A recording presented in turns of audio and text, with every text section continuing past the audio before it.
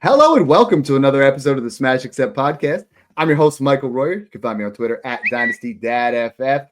We are wrapping up a lot of these 2025 rookie drafts. A lot of guys have been talking about trading for 2026, 2027 rookies. Snoog and I are here to break down all of those different variations of what these classes look like. If you were able to hit in the past where you say 2023 was about the running backs and 2024 was about the quarterbacks and the wide receivers, and then 2025 was about the running backs.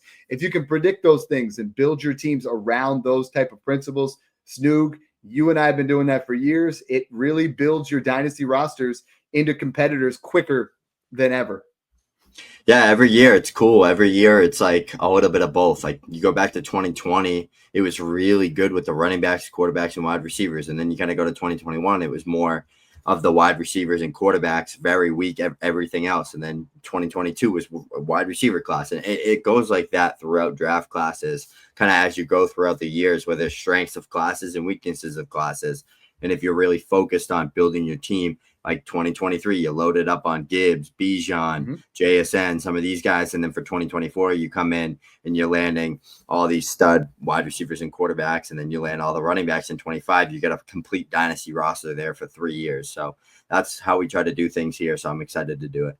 Yeah, I love that kind of stuff. When we're talking about this, different classes, make sure you guys check us out. We've covered all the different years. We've covered all the different levels of how we're doing things. Make sure you guys subscribe to the YouTube page. It's approaching 4,000 followers. We love and appreciate you guys for that. Share it with your friends. Hit that subscribe button, and let's get to work here. All right, we talked about 2025. It's come to a close this year. Loaded up on the running backs. Couple solid wide receivers in there. Some really nice looking tight ends. Quarterback's been a little bit low. 2026.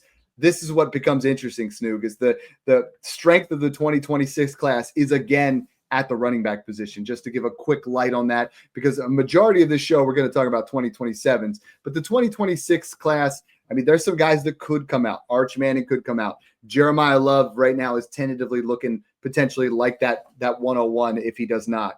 Lenoris Sellers is in that class. Nicholas Singleton, who you and I both loved. Carnell Tate, wide receiver. There's some solid, and even Garrett Nussmeier, who I think is going to really improve his stock over this year at quarterback. So we're going to get some quarterbacks. We're going to get some running backs, but again, not an elite wide receiver class coming out. Yeah, exactly. It's really running back heavy and quarterback heavy. At least that's what it's projected.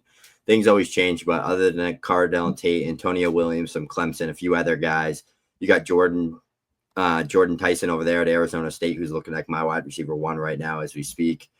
It's looking like a lot weaker of a class than we've seen probably since 2022. So that's why we're here to give you a 2027 preview, because we've been pounding the drum for you to trade for 27 picks. I see Jackson Connell in the comments. I have 827 firsts. I saw that. What we're talking. Yeah. This is what we're here for. We're here to help give you and convince you why we're actually doing it. We love when you guys, are on here on YouTube as well. But, Jose's saying Pickens in a 27 third or that 27 first. You smash that 27 first all day long. What we're really trying to do is make insulated trades. We're trying to load up on this 2027 class because, Snoog, every couple of years you get some elite draft capital. You look at what 2024 was, and we had 5 quarterbacks in that class. We had 5 wide receivers. I mean, we were absolutely blessed to get that. And in 2020, we had a class that we were just absolutely blessed again with CeeDee Lamb and Justin Jefferson, the quarterbacks of Joe Burrow. 2017, we were, again, blessed with the Alvin Kamaras, the Christian McCaffreys, and every class has their strengths. This one, much like 2024. And what's great about rebuilds is when we rebuilt into 2024, my rebuilding teams have Malik Neighbors, Lab McConkey, Brian Thomas Jr., and these household names right now are what that 27 class is going to be in 2 years. Your Jeremiah Smith, your Ryan Williams. This class has some elite level top prospects. And right now, let's start with Jeremiah Smith. So Jeremiah Smith, Ohio State, the wide receiver is going to be coming out in 2027, came in at 18 years old and was instantly, honestly, the best wide receiver in the country.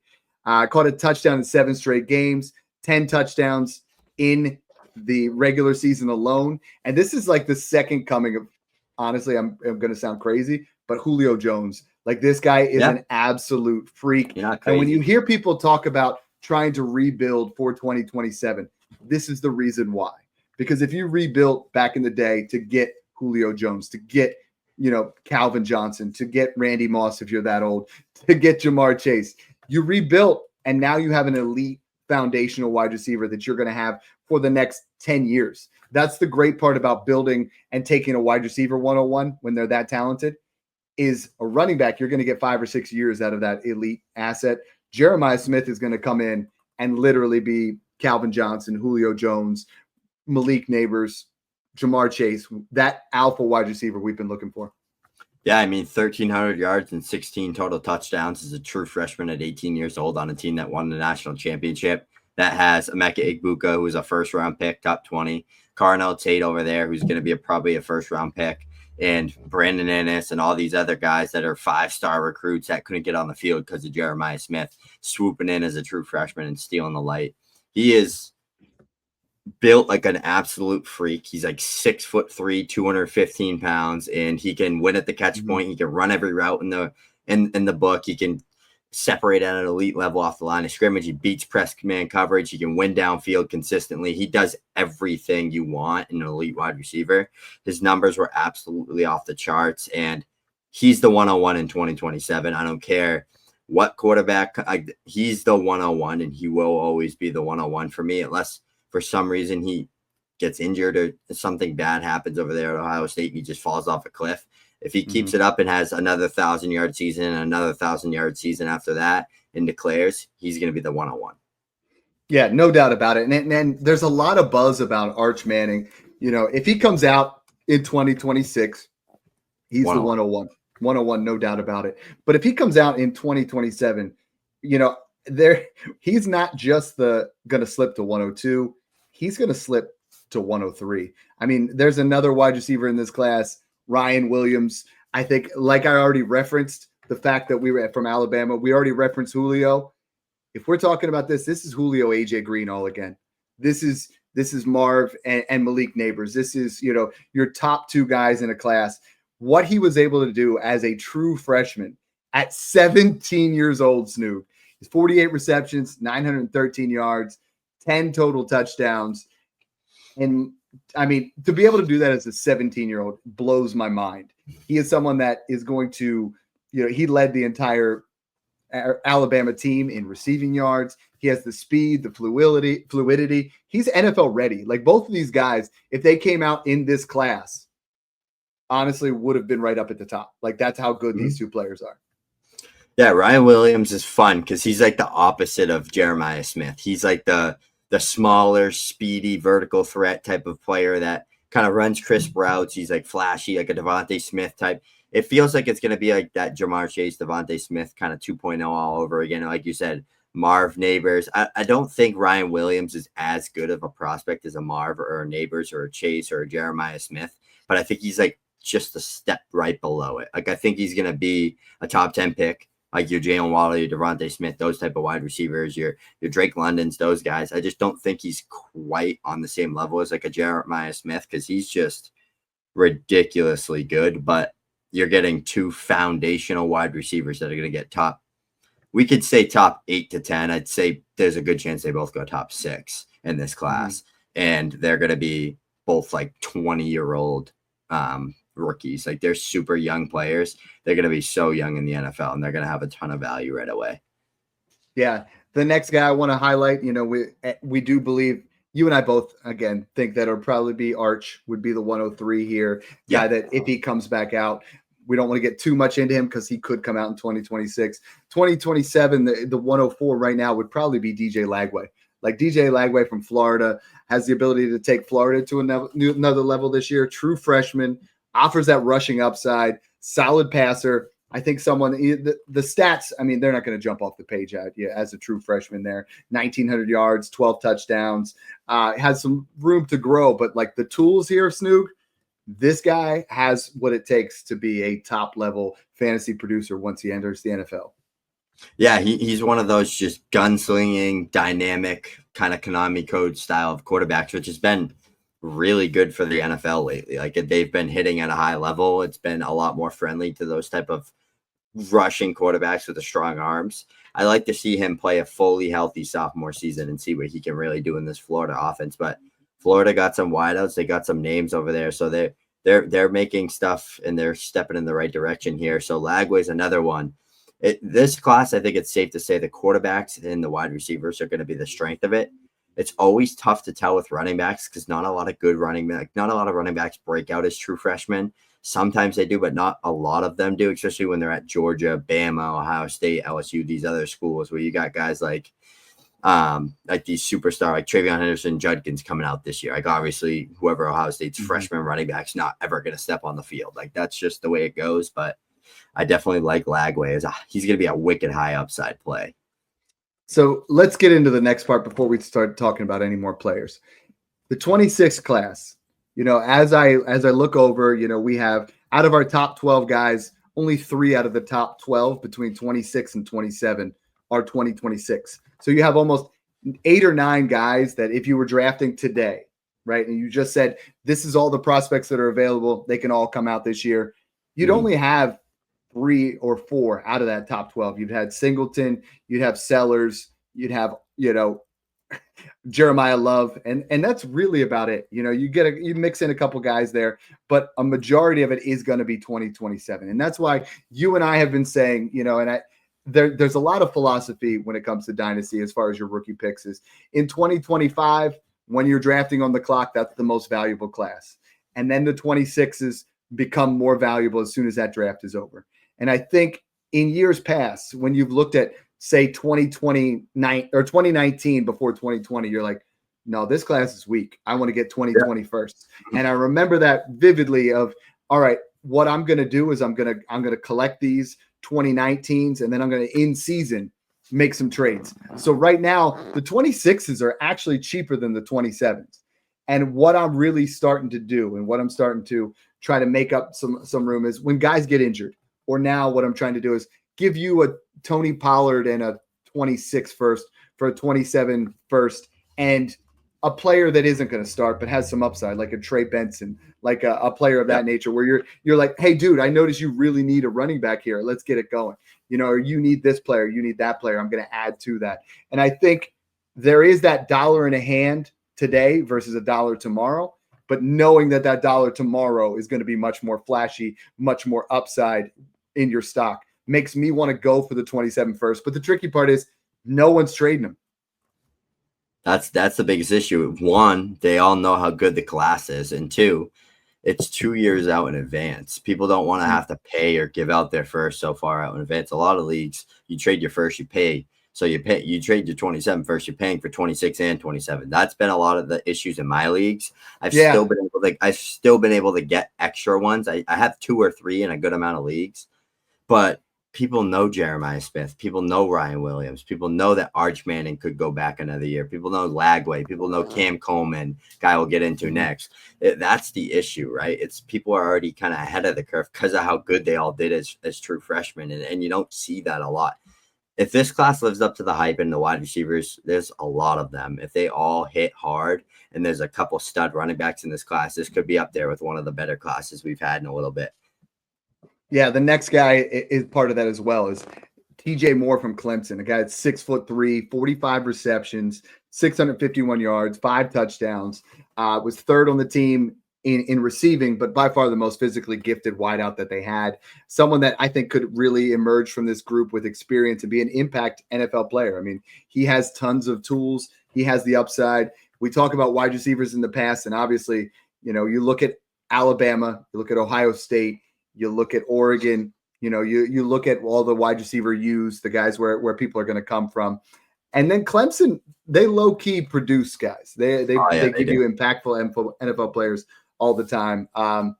Talk to me a little bit about TJ Moore. Yeah, he's another kind of one of those. He reminds me a little bit of like a George Pickens or some of these bigger-bodied, explosive guys. He's like a 6'3", 6'4" player, 200-plus pounds, wins on the boundary, wins downfield. There's 3 really good wideouts at Clemson right now. One of them is going to hit. Antonio Williams is one of them. He's going to be probably a 2026 pick. And then you got Bryant Wesco and you got TJ Moore over there. They're both literally like 6'4", 6'5" wide receivers that win downfield. So they're it's like your T. Higgins, Justin Ross all over again, it feels like. But with TJ Moore and Coleman and Bryant Wesco and all Micah Hudson and a lot of these guys, it's going to come down to who can stay the most consistent. I know that they all have their own little flaws in their own ways, but for them to stick, they all did pretty good. They all flashed a lot as true freshmen. It's going to be who can continue it, because Kayshon Boutte flashed as a true freshman. Evan Stewart flashed as a true freshman. A lot of these guys have, but they didn't do anything else after that. They just never took the next step. I do think TJ Moore and this Clemson wide receiver group can, because I think Cade Klubnik, their quarterback, is going to help get them to the next level and help them put up video game stats. So I'm really excited for this, for these Clemson wide receivers, especially TJ Moore. Another prototypical wide receiver in this class who I love, Cam Coleman from Auburn. Yeah, he's just, I mean, you look at him right now, 6'3", 197. This is another guy that is over 6'3", prototypical size, 37 receptions for 598 and 8 touchdowns. He is someone that, you know, we're looking at. Oh, we got a super chat in here. Mike Concho says, loving the guys, helping me get through the day. Hey, that's what we're here for. You know, third show today. We're just trying to bring you guys great content. Again, if you guys are interested, and Mike is someone that has been in the Patreon for a while. A lot of guys are really just reaping the rewards from being in the Patreon. We have patreon.com/smashaccept, gets you into our Discord. Right now, if you guys use code STATS, you'll get 50% off for your first month. We had a testimonial today that I just had to read because it kind of got me pumped up.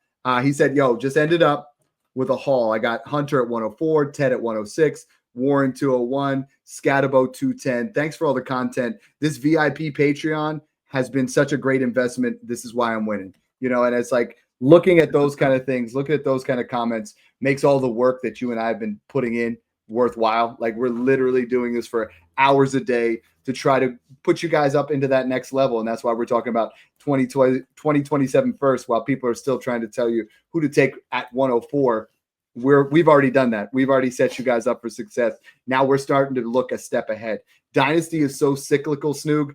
It's like most of the redrafters, the casual Dynasty people, they're coming out of the woodwork trying to figure out who to take in 2025.